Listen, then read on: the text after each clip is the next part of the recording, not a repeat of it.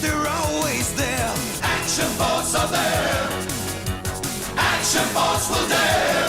Action Force. Now, your host, Joe Slepsky. Hello again, everybody. It's me, your host, Joe Slepsky, and we are back this week for part 2 of our 7th episode. So I don't know if this is your 8th episode or if this is 7.5, whatever it is. It's part 2 from last week's elongated Action Force breakdown with Michael Nie. This is the Joe-Nie Loves Action Force special series. I think this makes it a 12-part series officially. We're really loving doing it. I hope all of you are enjoying this. If this is the first time you're hearing this, please go back in the last 6 weeks or so and check it out from the beginning. Michael is a listener and a friend and an avid Joe fan who brought the Action Force weeklies into my life, and we've been going through them from issue 1 all the way to the end, and we're learning a lot about the differences, a lot of cultural differences between the U.S. and England. It's been great. So we appreciate all of you. If you are new to the show, please say hi on social media at Joe and Joe Pod. That's Facebook, Twitter, and Instagram. You can send me an email to joeandjoepod@gmail.com. Let us know what you're thinking about this. And remember, we recorded this literally 6 months before it aired. So a lot of our references may be absolutely out of date, talking about toy releases that have already been out for a few months. So please bear with us there. But it's really a lot of fun. So I hope you check it out. I also hope you check out our sponsors, the Movies and a Meal podcast. They've covered all the movies, all the meals, all the great TV shows. You need to give them a listen. And now, without any further ado, let's dive back in. We're about to dig into, I believe, issue 32 of Action Force Weekly. Pip, pip, cheerio, full force. It's funny. So we're going to move on to issue 32. 32, which is a one-shot. One-shot. Those faces remind me of the early issues of Doctor Who with covers by Dave Gibbons that Marvel put out. If you look at it, it's the Doctor with the rainbow scarf, whatever number that was, the like permed afro. Look at the faces. He is doing this ace thing. He's screaming in all of them. There is a look of shock and disgust on Doctor Who's face on every single cover for that run. It's funny. Yeah. He's doing all wild, 100 totally different things on every cover. But if you look at his face, he is shocked and appalled on every single cover. Speaking of covers, so cover to 32. Awesome. Yeah, and this is Barbecue and Airtight. Don't often see them featured, and certainly not together. Definitely, with a radioactive logo behind them, and Barbecue saying, "Okay, Airtight, let's atomize him." So it's a great cover. It's a great cover because it's two characters we don't normally see. I don't love the design of it. Sure. I think the radioactive placement should be lower and bigger. It should be not like it just should be a big force on that page. Action Force cuts it off, so it's kind of hard even to tell what it is. I think you can get rid of the or move the dialogue over. I don't know. I don't love the design layout, but I love the drawings of the dudes. Well, this is a rare instance where the cover artist also drew the interiors, and you'll recognize the name Anthony Williams, who drew the Gunpoint. Great. I wonder if he did the. I wonder if he just drew the characters and then they did a layout on it. Yeah, you know what I mean. That's a good question. Like because the post ups, they'll paste up. Yeah. They'll lay the logo in and go, okay, we need something in the back here, and then they'll put because it just feels imbalanced. I don't love it, but I love the characters though, and I love seeing them featured on a cover like that. More of that, please. Yeah. So and they're well rendered. You'll recognize the art style as we get into this as reminiscent of Gunpoint, and then written by Ford Allen, who did the plot, and Ian Rimmer did the script. Awesome. Well, they did a great job. This is a fun train adventure. Like that, what is it? Invincible? No, not Invincible. Into Unstoppable. Unstoppable. Yeah. So you're on a runaway train, or like the film Runaway Train. That's the title of this story. That's the title of the story. So two goons in camouflage. I don't know that they're. Do we know that they're Cobra? It's not No, it's not Cobra. It's not established. It's really not Cobra. Mm-mm. Yeah, 2 dudes in camouflage and black balaclavas. Yeah, balaclava masks. They're ski masks, black ski masks. They break balaclavas. Yeah, they break into the cabin of this train. Now this train, if you look closely, and frankly, read the thought balloon. He's shunting nuclear waste about the countryside, so they're carrying nuclear waste, and the train gets attacked, and these dudes, they stop the train and they set these thermite charges.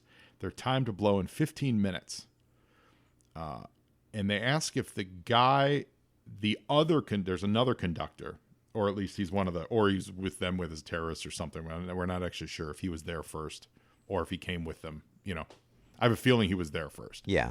Like he was the inside man on this job. Mm-hmm. And he's dressed like a normal conductor. And they go, is that a problem if there's going to be some fire? And, what we're doing is not going to be safe for you, is what they're saying. And he says, let's face it, I'm going to die anyway, one way or the other. So he puts his foot down on the old dead man switch on the train, and it gets chugging along. These 2 dudes are like, all right, it's off. All they care about is getting the cash. He, I'm assuming it's Timpson, paid us plenty. If he wants to commit suicide, that's his business. Let's make that call. So then they call, I'm assuming, government or action force. And we get right to it. Runaway train. The thermite charges have exploded. So now it's 15 minutes later. No brakes. There's fire. The brakes have been melted. These dragonflies are back. Flint's flying one. He's got airtight in it. And they say those nuclear waste containers are almost indestructible. Remember, they crashed an engine into one to test them recently. So, nuclear waste, they have to dispose them. They put them in these indestructible things, then they bury them in the ground. Mm-hmm. So it sounds like Airtight's arguing, just let it crash. Yeah, I mean, he's basically saying, we don't really have to stop this thing because it's just going to be a heap of inert. Yeah. But Action Force has to do what Action Force has to do. So Airtight and Barbecue are going to airdrop onto them. Barbecue's there to put the fire out, which he does expertly. And Airtight's there because it's a dangerous hazmat situation. He's got his Geiger counter. Oh, yeah, right. Yeah. That's right. That's actually really important. Mm-hmm. He says, they get on there, says, no problem. For the record, my Geigers aren't picking up any radioactivity. So those containers are still intact, and they're not damaged by any stretch of the imagination. They're not slowly making mutants as they travel through the British countryside. But they can't loosen the coupling. So they were going to try to unloose it from the engine. From the engine. They can't do that. They do put the fire out, and they make their way towards the front. And they come in axe heavy. This is full on Shining style. Total Shining style. Where's Johnny? Barbecue. It's amazing. I love it. Barbecue's just using his axe, reminiscent of the shipwreck. You're destroying, you're burning my platform. He's no.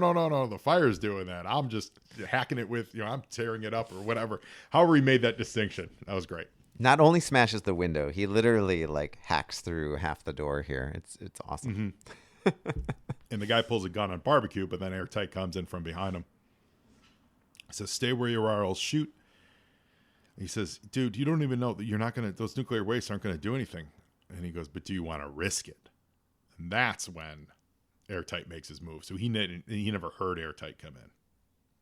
They get the gun away from the guy because he's a civilian. Mm-hmm.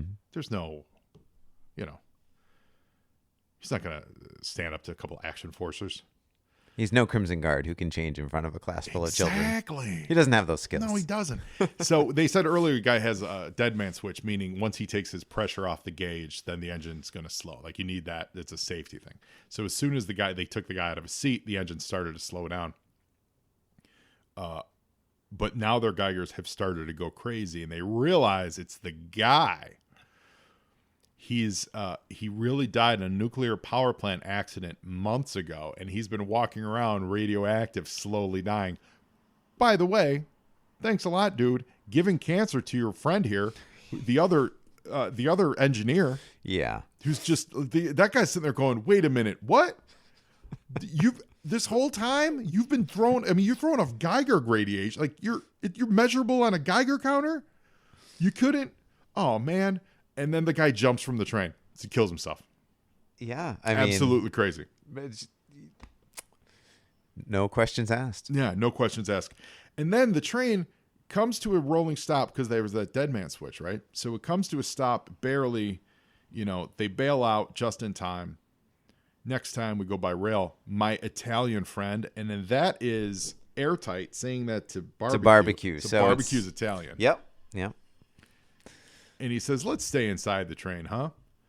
Okay. Michael. They didn't do anything. No. This is the ultimate. People like to point out on Raiders of the Lost Ark, like, if Indiana Jones wasn't there, the same things would have happened. And probably would have killed the Fuhrer because he would have went to the island and found the thing and he would have died. If they didn't do anything here, I mean, I guess it would have hit the train station. Yeah. That's the only thing they saved. Well, they saved this guy. Because when that train crashed, they both would have gone up in a ball of flames. Yeah, so they saved the guy, the other engineer, and they saved the train station.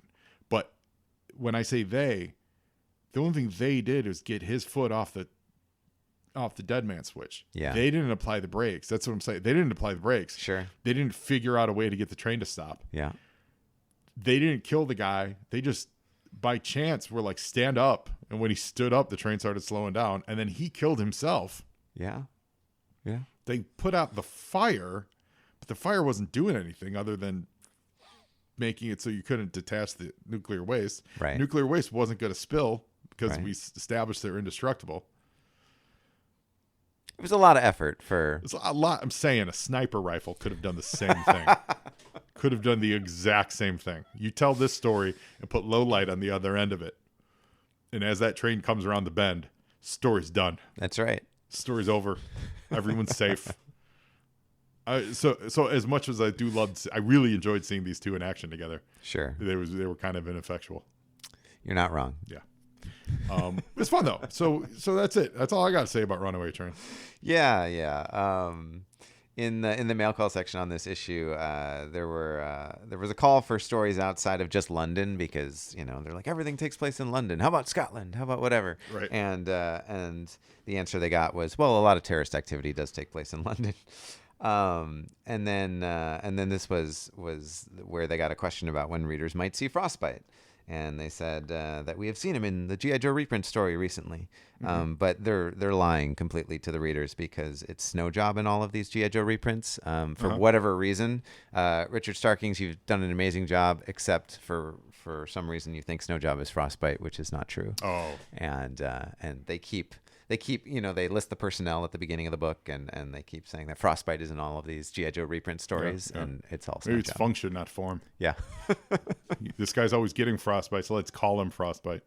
So when we actually get to the Christmas time and they say we're going to see Frostbite, the leader of the mountain and polar, regions of the world, I'm curious to see if it's actually Frostbite or if it's Snow Job. The only other thing I'll say about the G.I. Joe reprints that were happening at the same time, these are all supposed to be Crimson Guardsmen. Yep. And as you can see, they look more like his tank drivers to me. They really do, yeah. So I just want to give kudos to the British team for rendering the Crimson Guardsmen as Crimson Guardsmen. Totally.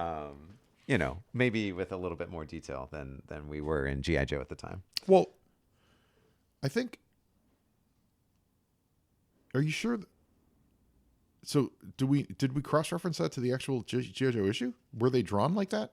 Or is that them redrawing them? No, they were drawn like that. So the original G.I. Joe issue does have them drawn more like his tank drivers. Correct. Okay. Correct. Okay. And I just wanted to show you, Joe. So this is the G.I. Joe reprint story. That character. It's a great issue, yeah. That's Long Slide there. Oh, Long Slide. Hey, buddy. So driving the armadillo. Yeah. So yeah, this was just to catch up the readers. This was the G.I. Joe issue. It was reprinted from the one with the twins on the cover of the roller 38, coaster, I think, something like that. Yeah, something like that. Yeah. A great issue. Anyway, it was the intro to the armadillo was being introduced as a toy. Yeah, that's it. That run, man, from like 30, between like 20, well, the whole run's great, but from like 24 is 25 and 26 or 26, 27? What was the Snake Eyes origin? It was 24, 25, 25, 26, right? It's 26, 27. 26, 27, yeah. From 26 to like 45, Mm-hmm. that 20 issue run, stop it. Stop it. Unbelievable stuff. And then obviously going into the 50 stuff with the big battle is great. But that run, that right around those, I'm not sure exactly where you would stop really. Maybe you go all the way to 50. That 2-year run of G.I. Joe is just So good. Is just so good. So many ideas, so many things popping. All right, so let's get to the next issue. All right. We got clocks are ticking. Final story arc. Thank here. you for hanging out with us. We're trying to break these up into manageable chunks, and we ran into this section where we're like a bunch of one shots. This was a big chunk. This was a big chunk, so we appreciate you coming along on this ride with us. So we've got this issue. It's called Sunday Drivers. It's a 2-parter. It's from issues 33 and 34. 33 and 34. Yeah. All right. That is Bazooka? Yeah. So this is a story featuring Bazooka and an Ostriker, and he goes up against some dreadnoks, as evidenced by Do we know, is this version of Bazooka British or is he American? I forget. Is he one of the ones that they transferred over? I believe he's American. I'll have to fact check that. Because I had the thought of, if he was British, why is he wearing a football uniform? Right. And why not a football sweater? They didn't do an intelligence profile on Bazooka, Yeah, so I wonder. But yeah, so cover. So you'll recognize Jeff Senior is back in action. Oh, here. that's great. And I like. I feel like Action Force did a lot of these close-up face covers, because this is another one. You know, like the Crimson Guard one. It's just close up of his face. You get Buzzers. Or is that Ripper or Buzzer? Buzzer. Buzzer. You get Buzzer's chainsaw. Yep. Or Ripper's the tin can. And I like that instead of just a solid red background here, they have what I'm going to equate to. It's like granular, like sawdust or something. I don't know. It gives a feeling of like blood spray. Texture. Yeah. Yeah, it's good. I agree. So I like it. and he's- So we open up. We're on a test base, and they're in a it's Bazooka and an Ostriker. They're shooting up a Cobra Vamp, or Stinger, not a Vamp, but a Cobra Stinger, and it's Bazooka with some scientist dude, and the Ostriker is shooting the cannon that's on top of that's normally on top of the Ostriker, but we see that there's an additional minigun sitting right next to the traditional Ostriker cannon. And they're there to test that new gun. Yep. That new experimental weapon. We don't exactly know what it does yet. This next panel, very much the vibes of, from their introduction, from that burn cover, I feel like because the Dreadnoks were introduced as people who tore up fences and went and drove places they weren't supposed to, that we see that a lot with them. yeah. You know what I mean? It's like if you're handing someone a reference, they're like, I'm going to draw this next issue. Okay, I need to use Dreadnoks. I don't know anything about Dreadnoks. What do? And you hand them an issue, and in that issue, the first appearances, they're ripping through a fence. Your brain goes, well, I need to show them ripping through a fence. So you know for the movie what the opening sequence It's is. going to be them ripping through a Chain fence. link Yeah. That's what I mean. Like, it's one of those, like, when it was first established that way, so everyone since feels they need to put that in there. And I don't love that. Yeah. Because you see that a lot in movies or whatever. I don't necessarily love that because they think that you need that to identify with them. But it is what it is. It is. So there they are, destroying chain link. Maybe, you know what? Maybe their families own fence corporations, like big fence. And they're like, if we destroy all of them, they'll have to get repaired. Destro has Mars. They have a mini operation. Yeah, they're a fencing operation. They fence a fencing operation. That's exactly what's happening here. And at the same time, there's an old soldier named Alfred Taylor, and he's out for a walk on a nice Sunday afternoon. Coming out of his retirement home. Yes, very nice, very nice. And so Bazooka's on the field, and it's the weapons range in Stonebury. And he's going to tune the laser targeting system for this weapon. And he looks over his shoulder, and Phelps has been knocked out. I will say this about the art. They're light on backgrounds. Yeah. I don't love that. A lot of times, though, that's often a case of being rushed. like maybe it was a deadline, the dreaded deadline doom. So you get the pertinent information in the panels and not necessarily a lot. So there's not like they didn't even draw grass where Phelps has been knocked out, right? But we see the Dreadnoks are there. It's Buzzer and Ripper. I wasn't sure if Phelps was dead or not. He might. Yeah, I don't know. Yeah, he might be. And they're threatening him, and they go, "Hey, mate, we're gonna steal your weapon." And Buzzer buzzsaws this experimental laser off the top of the Ostriker. Now, they messed up Phelps. Why they also wouldn't mess up Bazooka, I don't understand. Oh, actually, he says that. Think of how hard you'll laugh when the story gets around that we just waltzed into an Action Force testing site and swiped this gizmo right from under their noses. So it's kind of like, we're going to let you live so that you live in the embarrassment of it. Yeah. Which is great. And they drive off laughing. And we check in on that older gentleman. He's going to the mall to hang out and have a nice day watching the fountain at the mall. We see Phelps is alive, thankfully. And Bazooka says, the Dreadnoks have stolen your new gun, but don't worry, I'm going to go get him. Don't tell anyone this just happened. I got to cover myself. So this is a fun little ticking clock reason. You know what I mean? Why is Bazooka just not calling in the cavalry? It's because he doesn't want to be embarrassed that he got one-upped by them. So he takes off in the Ostriker and follows the trail of destruction that the Dreadnoks have left through the English countryside. They've blown up a shell station. They've torn up street signs. And then here comes Bazooka. Here's what I like about this. And I don't know if this was meant to be this way, if it was inadvertent, just to, because it's fun drawing the destruction and, it's fun showing that stuff. Sure. But if you think about it, that's how he's able to catch up to them. Yeah. Because they took the time to stop and blow up a gas station and tear up this sign and do this and do that instead of just going, right? Because they would just be gone. Their quick getaways not so quick. Yeah, because it's not like he was right after him. He had to save the guy. He had to get his wits, And so they slowed themselves down, which gave him time to catch up to them. And they, in a Blues Brothers-esque move, find this local shopping mall and start driving through it. Very Blues Brothers-esque. The Ostriker is driving through the middle of an indoor shopping mall, which is awesome. The new models are in early. This mall's got everything. And they line up to take a shot at Bazooka with this new little laser gun. And it's the cliffhanger. Now, you have the actual book. Yep. What's the cliffhanger for the issue? Oh, that is the cliffhanger. Yeah.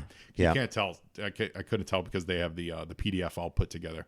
So that's the cliffhanger, that he's got a bead on the Ostriker. And to correct myself, they did do an intelligence profile on Bazooka back in issue 7. Okay. And he, in fact, is from the United States. Oh, that makes sense. Place of birth is Minnesota. I love it. So I love it. That totally makes sense. So, yeah, of course, he's bringing that football spirit. Yeah. And remember, that was a big when they first started bringing football to American football, to England.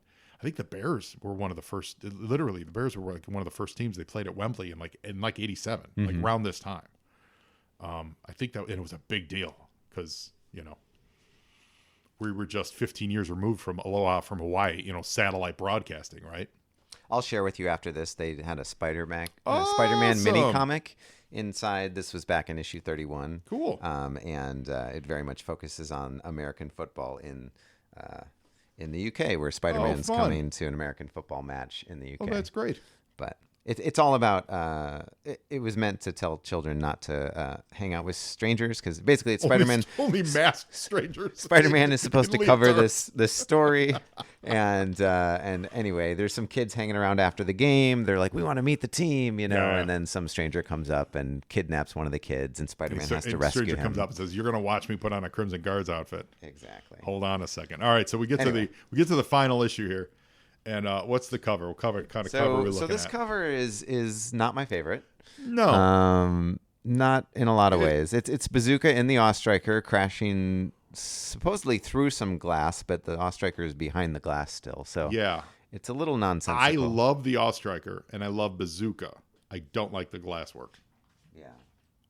Yeah. And this is Jeff Sr. again, so I'm a little, Jeff, I don't know, maybe he had an off week. Well, again, I wonder if he did the character and then they Mucked with the editorial did the layout. Yeah, because that's a fun. I mean, it's a fun Ostriker.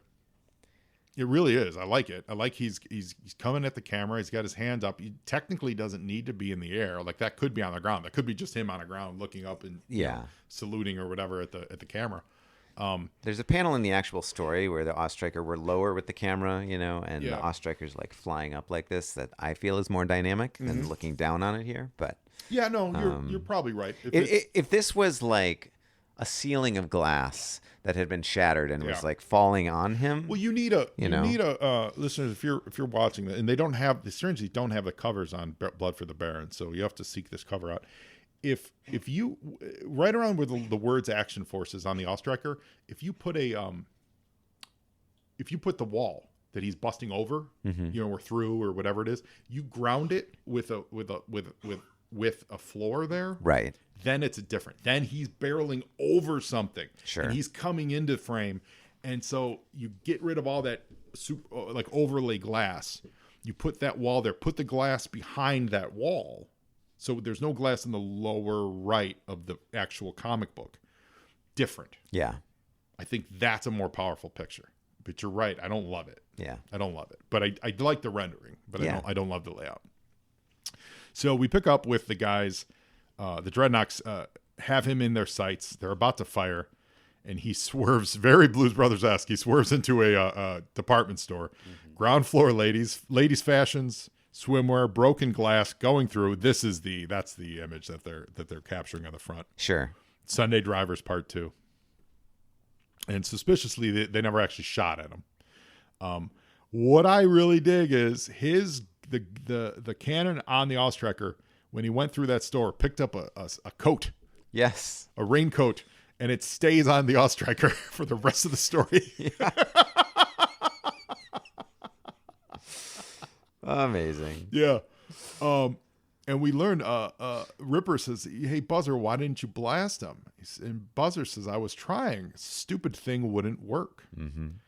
So the Ostriker is making its way through the mall. And this old soldier, Alfred Taylor, nonplussed by the whole thing. Doesn't even say anything. He's just pointing. Just points. And he's already looking forward to the best Sunday he's had in years. And these guys just continue to race all over the mall, up and down the mall. Crashing through more stores. It completely is Blues Brothers. Yeah, they crash into a toy store, though. Do you have this? Do you have Miss Piggy?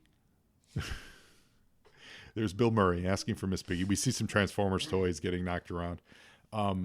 I have to say, the size of this toy store in a mall, epic. I mean, this is like a Toys R Us size toy store in like a KB. They call them Anchor. Yeah, it has to be a Toys R Us Anchor. If it was KB, it's funny because I was reading this thinking about my old KB. Yeah. And I'm like, okay, well, this is not even. This one aisle was the size of my old KB. Right. Yeah, you could fit one Ostriker in KB. And it is funny that, they're on bikes, in this mall, and he's in this giant, dune buggy, basically. It doesn't get out and like walk around. I don't know. Coat's still on it though. Yep. But that's what's great about the dune buggy, right? All terrain. That's true. You could get around. You can drive up staircases. Over glass. Like there's so much broken glass in this. And then as he drives back through the mall, the old guy now points the other direction. This would be a great Benny Hill-esque short movie. Yeah.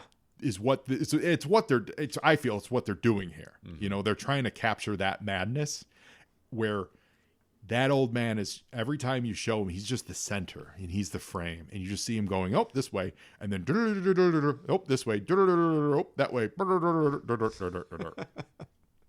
So he goes upstairs, more glasses. This time they go into a Halford's. It's a special oil, so it sounds like a Halford's. It says paint and wallpaper. Maybe like a Home Depot kind of place. Yeah, I mean, yeah. Yeah. I'm thinking like a Sears or whatever. Sears, yeah. And we learned that Bazooka says, this isn't getting me anywhere. Phelps gave me just 1 hour to recover that gun, and I've got maybe 20 minutes before he reports the theft to Flint. Face, Bazooka. One more slip up, and they're going to drum you out of Action Force for good. So this is nice character stuff they're doing. Yeah. And it, explains why he's willing to put millions of dollars of property damage, millions at this point. Like, right? Even in 80s money, Yeah. we're in the millions. He's destroyed buildings and all that stuff. Although he can clearly just blame it on the Dreadnoks. So Totally, yeah. And the Dreadnoks hit a slick of like oil. There's oil all over. Well, but what happens here is so they crash into this. I'm going to Right. call it Sears, this Halfords. Yep. And one of these castor oil cans, you don't quite see how it gets there, but it basically rolls. Oh yeah, you can see it falling off the banister. Yep. It hits the ground floor and it rolls up next to the feet of this old man. Yep. So it's the old man with this one, like we'll say 12, 16 ounce can of castor oil has somehow covered the entire floor of the downstairs with castor oil. So when the Dreadnoks come back down, yeah, they skid out hard. I like to think that castor oil was in such high demand that whatever this store is would have a giant display of it in the front. Hey, we got castor oil on sale. We have so much castor oil, we need to move. That's hilarious. I thought it's funny. You're right. It's in because castor oil is what you give to, like, for drinking, right? Like for medicinal purposes. No, Isn't that what castor oil is? It's not for cars. it's hang on. I've never actually. I feel like castor oil was something they were always giving sick people in old Western movies. Castor. It's for like hair. Like it's a laxative. It's a laxative. Oh, right. So it is for human consumption. Yeah. Not yeah. motor oil. I think when I Right. read this, I think I missed that it was castor oil and I thought it was like motor oil. It's like may help reduce inflammation and pain associated with arthritis and joint pain. It's used for wound healing and skin hydration, denture care, hair treatments. Yeah. So apparently, a big. Well, listen, look at all the action at this mall. A lot of people are getting hurt. They're gonna need some castor oil. So the Dreadnoks wipe out in there for sure. Bazooka captures that gun. Yeah. Now they when they wipe out, Buzzer says there's oil all over the floor. I've lost the gun. Ripper says forget it. Let's just split. So they're gone. They're out of the. There's no attempt to capture them after all this mayhem. Yeah, That's yeah. it. They're gone. I love this though, where Bazooka's thanks old timer. Nice trick with the oil. You deserve a medal. Yep. And this reveal where the old timer Pulls his coat back. finally says something. Where would I put it? And he goes, Jiminy, you must have been one heck of a soldier. And that's great. He's adorned with so many medals. Yeah, he's probably fought in some war against Prussia.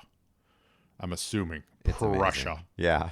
That's how old this guy is. Higher ranking than Hawk and Keelhaul. Oh, my God. He gets the biggest salute ever from Bazooka, which is really great. The old man laughs. And Bazooka, driving his Ostriker, it still has the coat. There's a teddy bear, which is, by the way, I believe a Care Bear because it's got the heart on it. Yeah. It's got paint all over the Ostriker. And he says, Phelps, this is Bazooka. I've got it. I got it back. And he hears, is that a fact, Bazooka? And it's Flint on the other side of the phone. You can even see the sign that the Dreadnoks cut in half on their way out of town. I love the continuity there. That's great. And Flint says, I tried to raise you about an hour ago, but your dedication to the weapon test made you a little elusive. I was going to tell you what you probably found out by now. The gun doesn't work. Bum, bum, bum. So the whole thing was for naught. Oh, and by the way, Phelps, I spotted a hole in your perimeter fence on the way in. When Bazooka gets back, send him out to the shops and buy some fencing. There's a good man. Buy it from Dreadnoks Fencing, by the way. That's right. Yeah. That's right. So Flint consistently, in the story where he's like, no, does the kid need some consoling? Yeah. No, he just needs to be alone. Bazooka, when he gets back here, put him to work. I mean, Flint's a taskmaster. He's a different cat. He's a different cat. So Chisel. do you think Flint knows that there was a massacre at the mall? I mean, we don't see anyone die, so thankfully there's no one dead. But like, just does he know about this? Like, is he just kind of going wink, wink, nod, nod? In other words, when he says, send him out to the store, and like, you know what I mean? Like, I know what he was up to there. Like, we got reports. Flint is not. I think he knows more than he's letting on for sure. Yeah. If the gun didn't work, why were they out there in the first place? I mean, to test it, but like, how did they? How did they find out? So because he says the gun doesn't work, fundamental design fault. apparently it's totally useless. Because he says apparently, I think this is new information. Right. I think that. Well, how did they find that out if they have the gun? If Bazooka has the gun, how did Flint learn that it was useless? I think that maybe the engineers were looking at their computer, diagnostics Again, and like, wait a minute, this isn't actually going to work, is it? Nitpicking. Yeah. Nitpicking. What I would say is I would go back to the writer and say it can't just be that it doesn't work.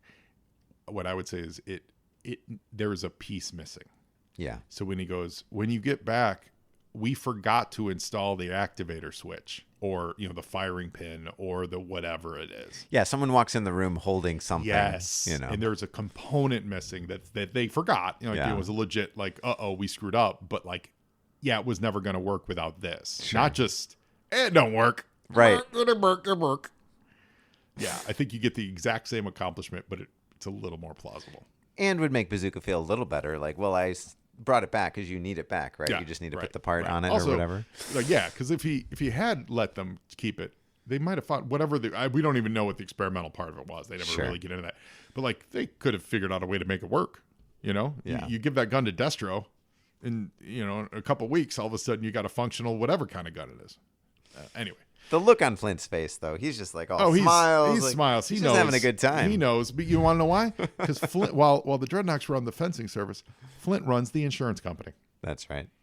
No, that wouldn't be good because they'd have to pay out. Flint runs the contractor. Flint runs the contractor that builds them all. So he knows he's going to make a lot of money on the back end. Everyone's got a side hustle. Everyone's got a side hustle. You got to have a side hustle. So I loved it. Listeners, thank you for going with us. I know this went long, but I think it was a lot of fun. I think we covered a lot of ground here. I hope you're enjoying Joe-Nie Loves Action Force as much as we are. Absolutely. We'll see you next week for some more issues. We promise that this is the longest one we're going to do. It will be, yeah. It will be. But I think we had a lot of fun doing it. So, Michael, thank you so much for another week of fun. Thank you, everybody. Thank you, Joe. Wonderful. And now you, Joe, and Joeing is half the battle. Full force. Full force.